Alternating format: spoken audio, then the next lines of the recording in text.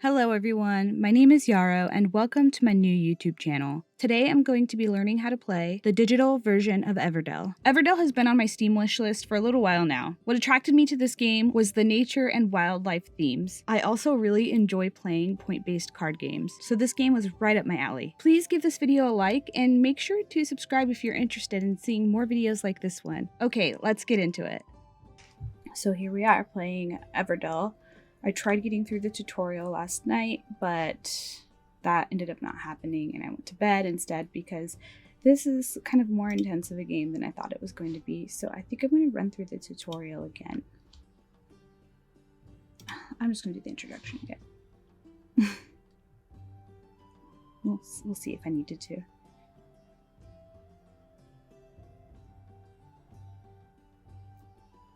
Okay.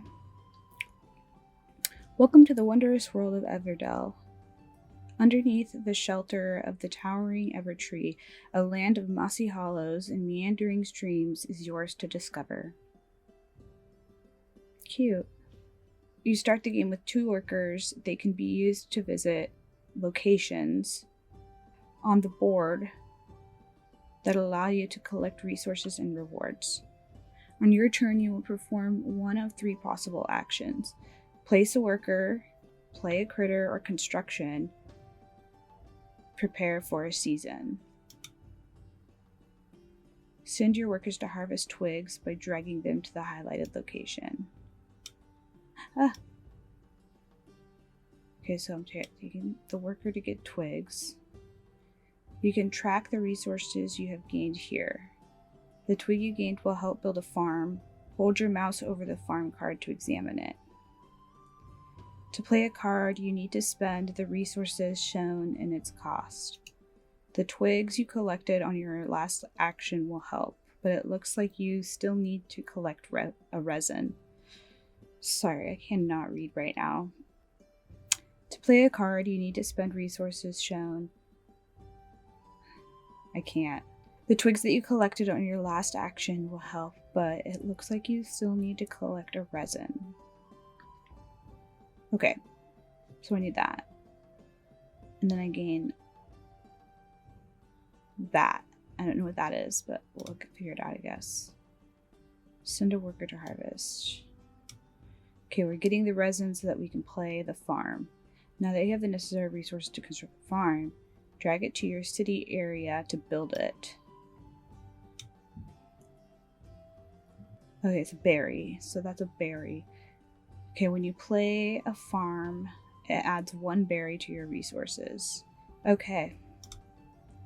The farm is also worth 1 point. In a typical game, the player with the most victory points at the end of the game is the winner. This game ends after players have played through all 4 seasons. Now that our workers are deployed and there are no cards left in hand, our workers were deployed, so the squirrels. And there are no cards left in your hand. But I have cards left in my hand.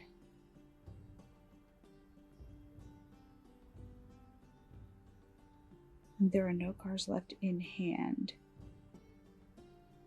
We want to play... Oh, that we want to play. So there's no more cards we want to play, apparently. We will prepare for the next season.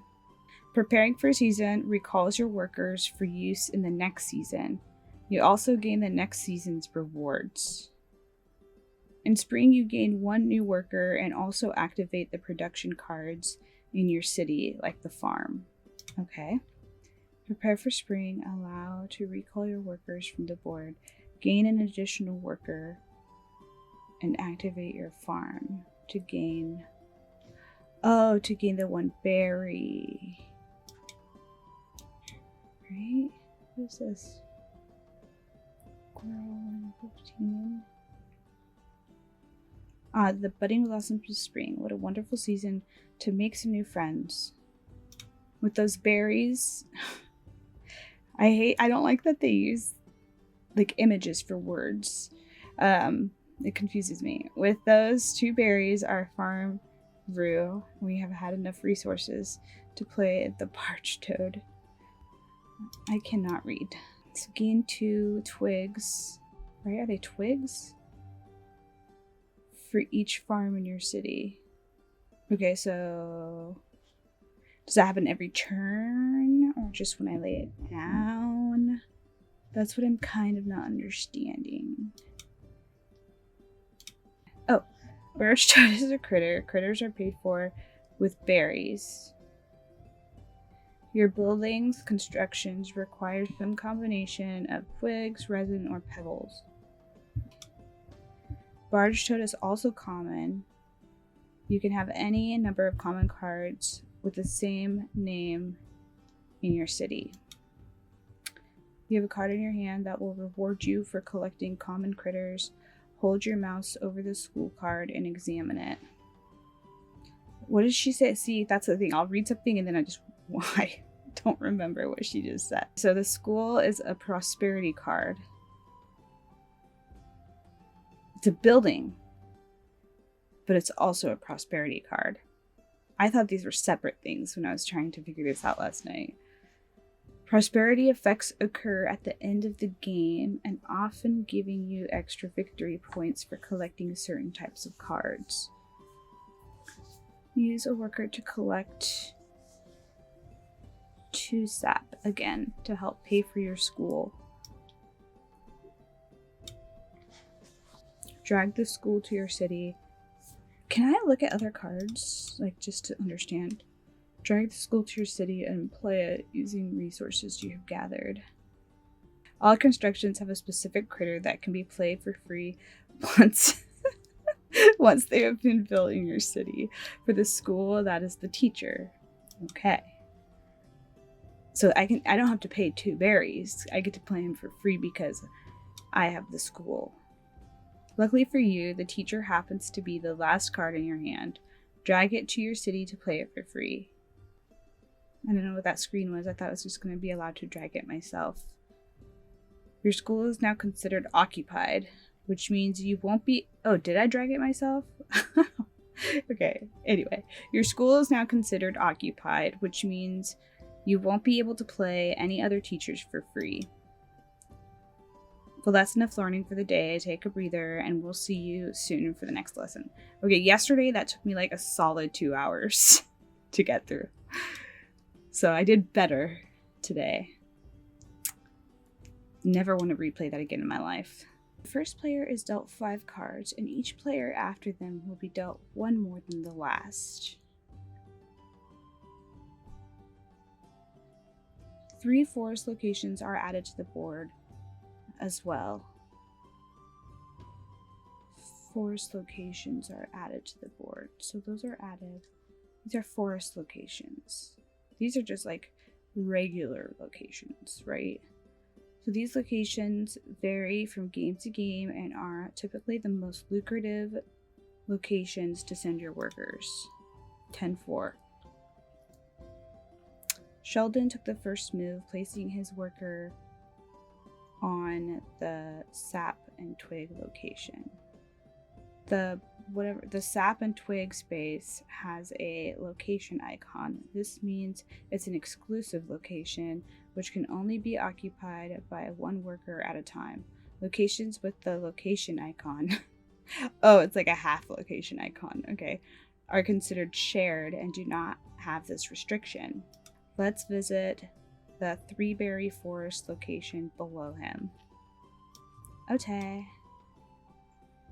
What a haul. That's 2 more berries than the basic berry location provides.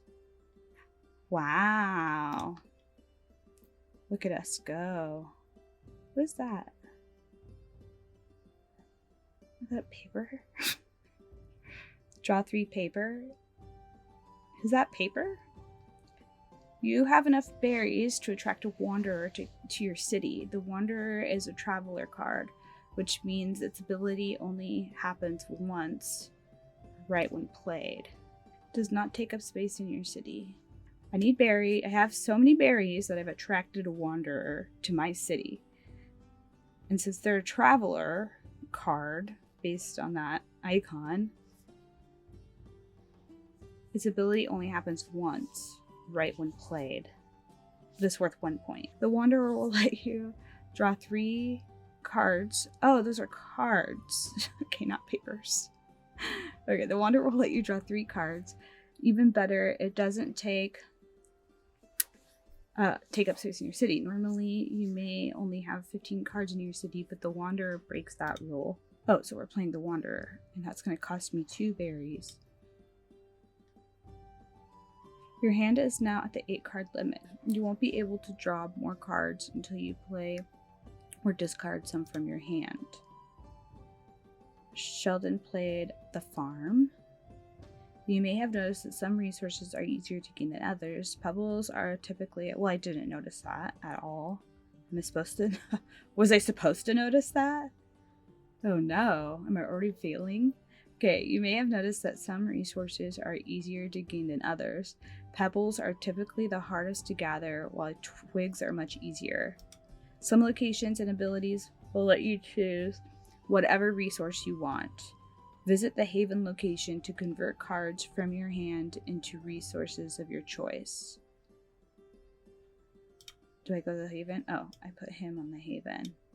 Ah, there we go. Drag each card. Choose cards to discard. Drag each card in your hand to the discard area to discard them all. You will get 1 resource to discard them all. You will get 1 resource of your choice for every 2 cards discarded. Alright. So this wants me to just get rid of all my cards. Drag each card in your hand to the... Okay, we already did that. Let's take 1 twig, 1 sap, and 2 stone. 1 twig, 2 sap, and 1 stone. No. That will give us a nice... Oh. So Sheldon has prepared for spring, but you are still in winter. I thought I was in spring because that's why I lost my farm. Or is this just a different game? What's happening? It may sound strange, but different players can actually be in different seasons at once. Just because you don't have any cards in your hand doesn't mean you can't keep playing cards to your city. The meadow provides you another source of cards. Okay, so this is the meadow, and then I have all these other cards to draw from. All the players have access to the 8 cards in the meadow, and as if those cards were in hand. There are quite a few new card types, also known as colors, in this meadow. Let's review how each one works. Oh, it wants me to click it. Shopkeeper is a governance card. Unlike the Traveler and was that production cards? A governance card doesn't do anything right when played. Instead, it grants a bonus whenever a specific condition is met. In the case of the shopkeeper, you gain a berry whenever you play a critter. Now let's look at the destination card. Destination cards offer you new locations to send workers. So Wanderer, copy any basic or forest location. Sending a worker to the lookout allows you to copy any basic or forest location, even those occupied by another player's worker. Drag the lookout from the meadow to your city to play it.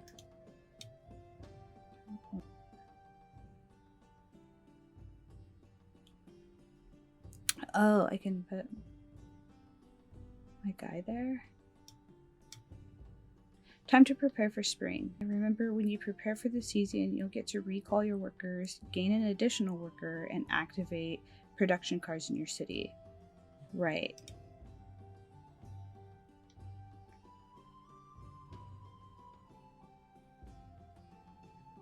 Sheldon has played an open destination card to their city. Click his avatar to view his city and examine his inn. Open destinations are locations where any player may send a worker. However, when you send a worker to another player's location, that player will score 1 point for providing the service. Okay. Wow. The plot thickens. So many moving parts. Let's send our workers to the inn now and use this ability. Alright. Uh-oh. The inn allows you to play a card from the meadow for 3 fewer resources of your choice. Select a meadow card and play it for 3 fewer resources. So I could play this, the Architect, because I have 1 berry. I could do the general store.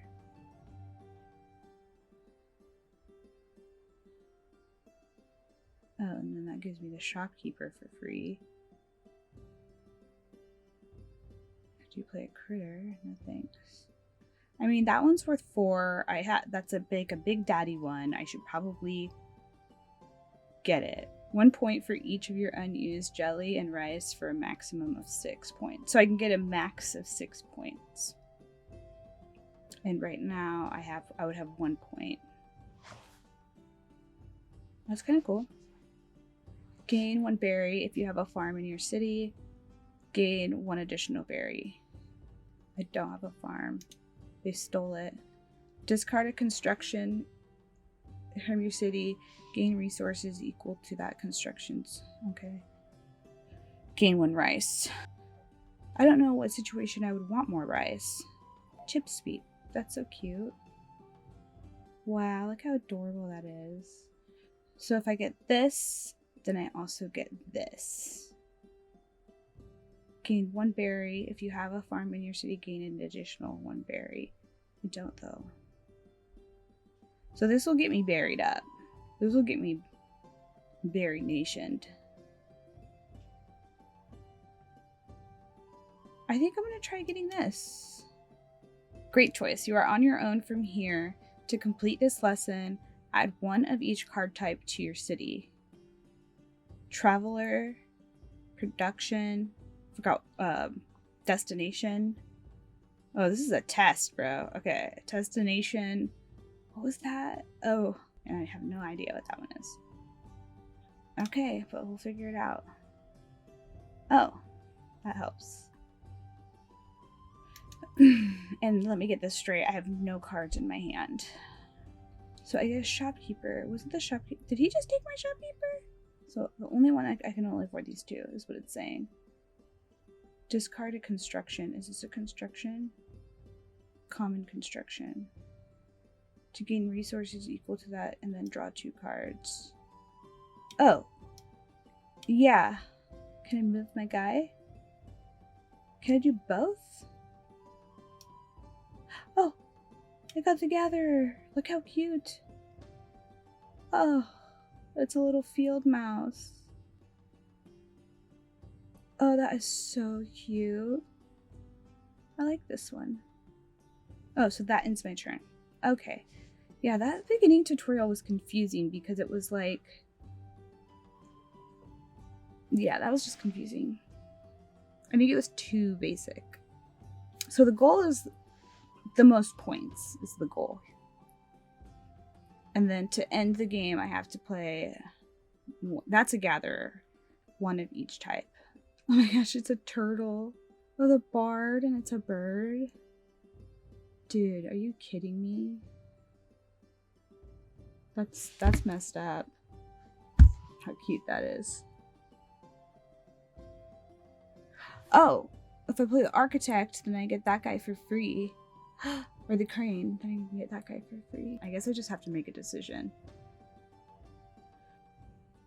Oh, doesn't want me to do this.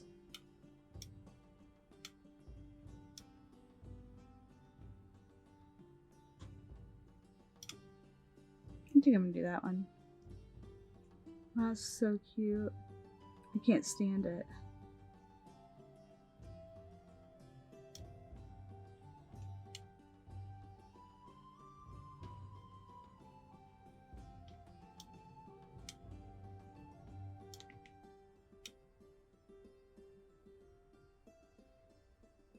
I'm just doing it, I guess.